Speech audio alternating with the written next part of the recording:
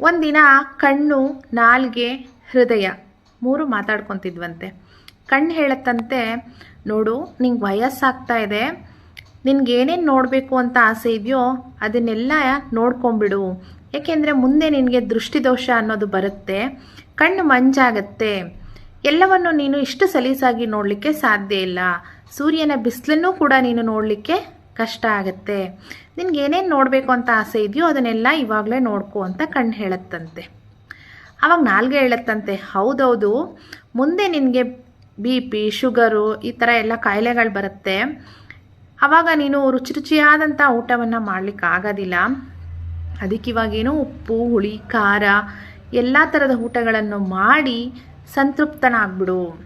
ಆಮೇಲೆ ನಾನು ಉಪ್ಪು, ಹುಳಿ, ಖಾರ ಇಲ್ದಿರೋ ಊಟನ ನಾಲ್ಗೆ ಮೇಲೆ ಹಾಕಿದಾಗ ನಾನು ರುಚಿಸೋದಕ್ಕಾಗೋದಿಲ್ಲ, ನಿನ್ಗೇನೇನು ಆಸೆ ಇದೆಯೋ ಅದನ್ನು ಇವಾಗಲೇ ತಿನ್ಕೋ ಅಂತ ಹೇಳುತ್ತಂತೆ. ಆವಾಗ ಹೃದಯ ಇವೆರಡರ ಮಾತನ್ನು ಕೇಳಿಸ್ಕೊಂಡು ಹೃದಯ ಹೇಳುತ್ತಂತೆ, ಹೌದೌದು, ನಿಮಗೆ ಸಮಯ ಸಿಕ್ಕಾಗೆಲ್ಲ ನಿಮ್ಗೆ ಆತ್ಮೀಯರಾಗಿರೋರ ಜೊತೆ ಮಾತಾಡ್ಕೊಳ್ಳಿ, ಯಾಕೆ ಅಂದರೆ ಈ ಮಿಡಿಯುತ್ತಿರುವ ಹೃದಯ ಯಾವಾಗ ಬೇಕಾದರೂ ನಿಂತೋಗಬಹುದು ಅಂತ ಹೇಳುತ್ತಂತೆ.